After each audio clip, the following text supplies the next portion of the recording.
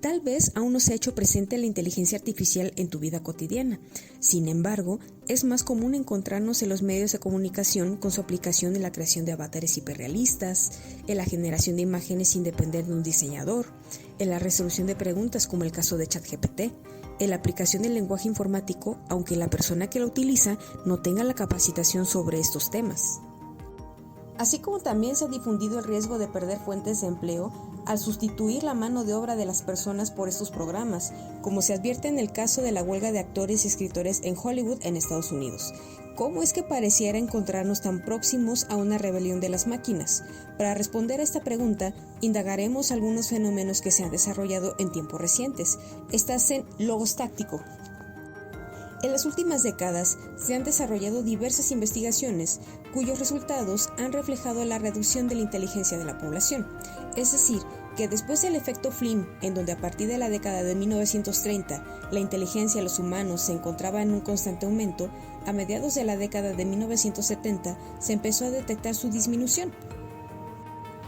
Partiendo de lo anterior, Elizabeth Dworak, profesora asistente de investigación en la Universidad Northwestern, quien ha participado en investigaciones entre 2006 y 2018 sobre la variación de los puntajes de capacidad cognitiva, ha mencionado que los resultados obtenidos en la población estudiada no necesariamente puede significar que se esté volviendo menos inteligente, pudiendo reflejar tan solo el empeoramiento para realizar ciertas pruebas.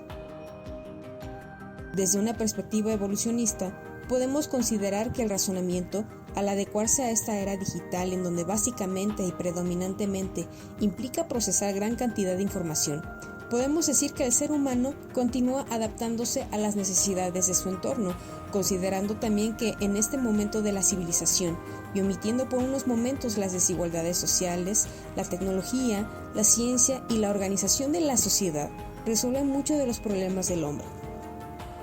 Las inclemencias del tiempo, el hambre, la protección hacia los depredadores, son cuestiones que a nivel especie no resultan prioritarias, pues se ha creado alternativas en las organizaciones sociales para satisfacerlas, y que tal y como se explica desde la pirámide de Maslow, se escalan a necesidades de trascendencia personal, cuando se satisfacen las necesidades más básicas y vitales. Justamente, en nuestro tiempo, se tiende a priorizar el entretenimiento, que puede relacionarse con necesidades como la filiación. Y si nuestra mente se encuentra enfocada en estos aspectos y supeditada a las interacciones a través de los dispositivos digitales, tal pareciera que va perdiendo habilidad en otros temas. Pero vamos por partes. Hay estudios y teorías desde la psicología evolutiva, en la cual nos explica que el desarrollo de la persona se conforma por etapas. De acuerdo con las aportaciones de Jean Piaget, el desarrollo del infante inicia por la etapa sensoriomotriz, en donde básicamente se construyen las primeras conexiones cerebrales a partir de la interacción física con el entorno. Después tenemos la preoperacional, en donde se desarrolla el pensamiento mágico, cuando el niño intenta entender cómo funciona el mundo. Posteriormente, las operaciones concretas, en donde comienza a desarrollarse el pensamiento lógico, aunque valiéndose todavía de una forma preponderante de las interacciones con el entorno. Y por último, las operaciones formales, en donde se desarrolla mayormente la abstracción y en la cual la elaboración de la misma depende menos de las interacciones con el ambiente. Vinculado con lo anterior, se da por sentado que la mente adulta tiene una racionalidad mayormente desarrollada a comparación de la del infante y que sus operaciones son predominantemente formales. Si la mente del niño depende para su desarrollo de los elementos y estímulos de su entorno, entonces se suele suponer también que los factores del entorno con el adulto no son determinantes, pues su racionalidad se encuentra previamente consolidada y sin que pueda haber menoscabo de la misma. Esta parte la revisaremos con detenimiento.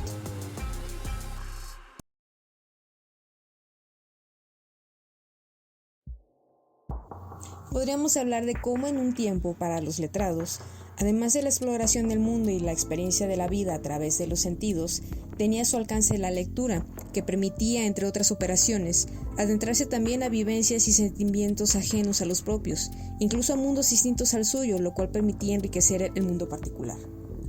No obstante, es importante considerar que la experiencia directa con el mundo y los otros podía resultar ser de lo más estimulante. Para aquellos quienes llegamos a jugar en la calle, lo podrían entender, más allá de atribuirle una particular nostalgia. Ahora bien, ¿qué se ha encontrado en el presente? Nos encontramos en una llamada era del conocimiento y la comunicación, en donde la vida cotidiana se encuentra mediada por la tecnología de diversas maneras. Si necesitamos pagar servicios, lo podemos hacer por medios electrónicos. El entretenimiento lo podemos tener al alcance de los dispositivos inteligentes. Muchos empleos se desarrollan a partir de las tecnologías de la información y la comunicación. Establecemos relaciones a través de diversas aplicaciones, principalmente en nuestros teléfonos inteligentes. Incluso el aprendizaje de nuevas habilidades y conocimientos no solo se encuentra circunscrito a un aula de clases, pues también justo con nuestros dispositivos móviles, el conocimiento lo podemos tener en todos lados. Y entonces, con estos breves ejemplos, cuando anteriormente el mundo se experimentaba a través de los sentidos, siendo a través de las interacciones el modo a través del cual se obtenía conocimiento, nos encontramos actualmente que nuestras relaciones con el mundo y con las personas se encuentran mediadas por los dispositivos tecnológicos digitales. Estos, si bien pueden facilitarnos la obtención de información del mundo, que nos permita ampliar y desarrollar habilidades, como por ejemplo el análisis de la información en un menor tiempo, a la vez puede promover la pérdida de otras capacidades. Un ejemplo representativo de ello ha sido el uso de la calculadora, que nos permite abreviar tiempos para analizar otros aspectos de un tema dado, aunque al mismo tiempo el constante uso puede hacernos reducir capacidades para realizar cálculos por cuenta propia. En el mismo sentido, las tecnologías de la información y la comunicación, de ser potencialmente herramientas para ampliar nuestros horizontes, conocimientos, capacidades y destrezas, también resulta probable que nos hagamos dependientes de las mismas.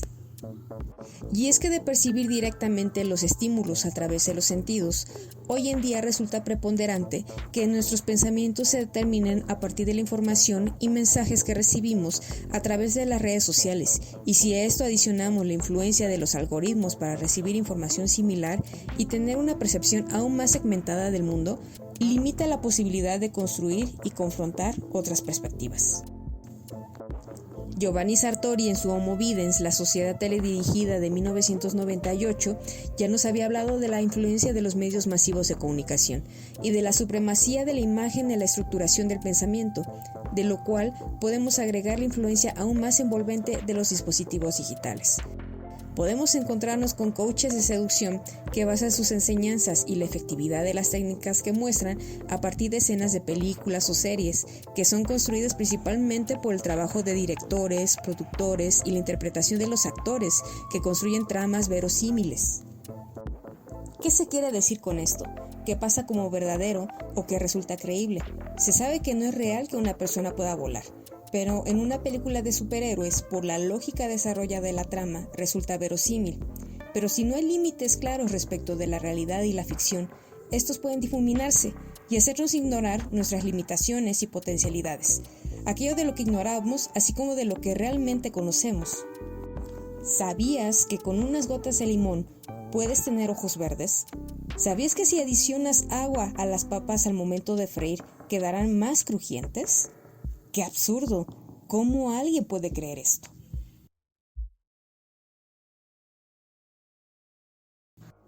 Con base en lo anterior, vemos que no siempre sustentamos nuestras decisiones o construimos nuestra perspectiva de la realidad a través de la racionalidad y la lógica, como se suele suponer que un adulto debe y suele actuar, mientras que niños y jóvenes son cada vez más expuestos a los estímulos de los medios digitales, entre ellos las redes sociales, y condicionar su percepción a partir de las formas de interacción. ¿A qué nos referimos con el condicionamiento respecto a formas de interacción? Esto lo podemos apreciar principalmente en el uso del scroll que se realiza en los dispositivos móviles, principalmente las tabletas y los teléfonos inteligentes, que es el movimiento por medio del cual se explora principalmente en las redes sociales para consumir contenido. A este movimiento, que implica un mínimo esfuerzo por parte del usuario, si se le adiciona en la interacción a través de las redes sociales elementos tales como videos más cortos, artículos con menor texto, contenido con mayor peso en las imágenes, obtenemos un entorno virtual que promueve una gratificación inmediata al consumir información. Esto promueve la liberación de dopamina, que es un neurotransmisor responsable de variadas sensaciones de placer en nuestro organismo. Y bajo el mecanismo descrito en las redes sociales, genera una creciente demanda de liberación constante de este neurotransmisor, del que se han encontrado hallazgos ser el responsable de la generación de adicción. Al respecto, si en los adultos es nocivo, en los niños y jóvenes en quienes su cerebro continúa su desarrollo, tampoco resulta alentador. Recapitulemos los últimos aspectos que se han abordado. A través de las TIC se tiene acceso a infinidad de recursos e información para lograr diversos propósitos. Sin embargo, a partir del mecanismo adictivo por el cual se consume información, no se suele consumir cualquier contenido, sino aquel que genere una gratificación inmediata. Con ello, se puede hacer un símil con la metáfora del asno guiado por la zanahoria, en donde el usuario es guiado por sus deseos, pero dirigido a través de la zanahoria, pensando en cualquier contenido, hacia los propósitos establecidos por quienes conducen y posiblemente generen ese contenido.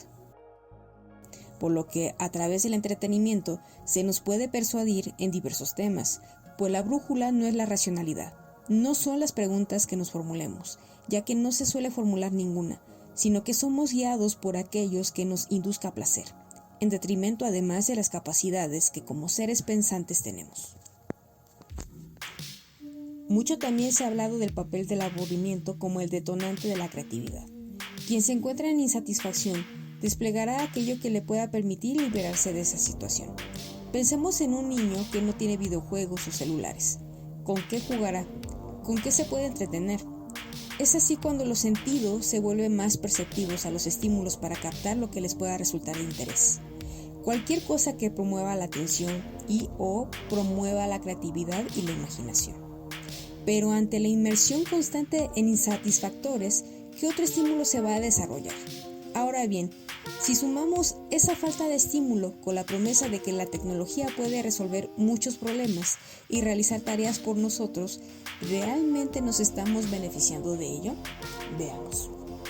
Hoy en día, aunque todavía no es generalizado, en zonas urbanas resulta viable poder pedir comida o productos del supermercado que nos lleguen a domicilio. Si requerimos pagar servicios como luz e internet, además de podernos dirigir directamente a la empresa o a algún otro lado en donde pueda hacerse el cobro, también puede realizarse mediante aplicación en el celular. Si requerimos una calculadora, una lámpara o un mapa para ubicarnos en un lugar, tenemos el celular. Si necesitamos anotar algo, podemos dirigirnos a la aplicación de notas. Si queremos ver a alguien, podemos hacerlo mediante videollamada. Si queremos tomar una foto y compartirla en nuestras redes, también utilizamos el celular. Si nos aburrimos, podemos activar servicios de streaming, descargar videojuegos o remitirnos una vez más a las redes sociales, en nuestros teléfonos inteligentes, computadoras, laptops o tabletas. Muchas cosas las tenemos al alcance de un clic, cosas que hace unos años implicaban mayor esfuerzo para poder satisfacer. Y ahora también se presenta una serie de innovaciones que nos facilita la vida cotidiana, aún más con el Internet de las Cosas y la inteligencia artificial.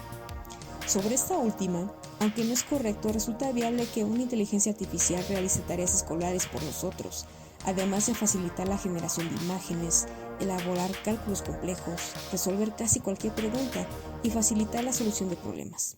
¿Qué es lo que hacemos nosotros? De primer momento podemos decir que beneficiarnos del producto de un proceso que no realizamos, nos saltamos los obstáculos que implica y satisface nuestras necesidades. Hemos analizado el ejemplo de la calculadora y la disminución de la habilidad para hacer operaciones por cuenta propia, así como el papel del aburrimiento y cómo se contrarrestan con los dispositivos digitales. Veamos otros ejemplos. Guiarnos en un mapa. Ni siquiera necesitamos situarnos en este o orientarnos hacia el norte, pues aplicaciones como el Maps nos sitúan en ambos aspectos. Comunicarnos con alguien más. Al ser preponderante el contacto a través de los mensajes, además de coartarse la comunicación oral y gestual, no necesariamente prevalecerá el texto, pues la comunicación podría reducirse y suele ser a través del intercambio de emojis, stickers, memes. Nuevamente el peso de la imagen reduce la expresión con las palabras y con ello la limitación del lenguaje. En conjunto, si recordamos la práctica de una afición que implicara una habilidad que hace años no realizamos y que quisiéramos volver a llevar a cabo, como andar en patines, tocar un instrumento, realizar un deporte, si bien no pudiera decirse que ya no sabemos realizarlo, sí que nos faltará maestría para ejecutarlo. Lo mismo sucede con las diversas habilidades, sean básicas como la memoria o la concentración, o bien las superiores como la imaginación. Si se menguan habilidades ante el supuesto beneficio de utilizar las diversas tecnologías, potencializando aquellas como la inteligencia artificial, ¿qué riesgos se están desarrollando? Ha sido ampliamente difundido que Geoffrey Hinton, uno de los pioneros en el desarrollo de la inteligencia artificial, ha dejado Google para poder advertir con mayor libertad sobre los peligros que representan estas tecnologías, en temas como la fiabilidad de la información o la pérdida de fuentes de empleo para las personas, como si las condiciones actuales que promueven desigualdad no fueran suficientes.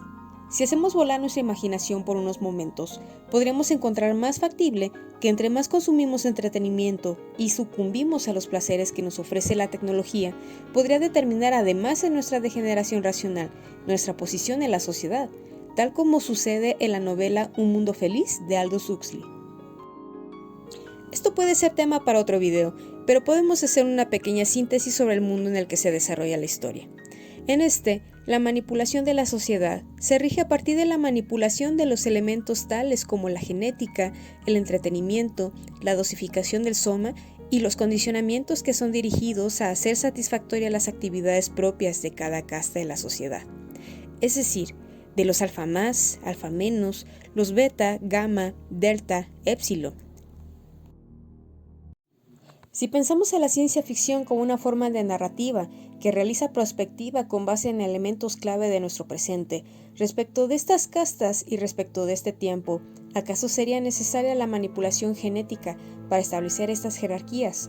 Cuando los dispositivos inteligentes facilitan la manipulación en masa sin que los desarrolladores tanto de dichos dispositivos como del contenido deban renunciar al poder que se concentra en ello. Hemos concluido en esta ocasión. Si te ha gustado el material, suscríbete activando la campanita para notificarte sobre más contenido. Hasta pronto.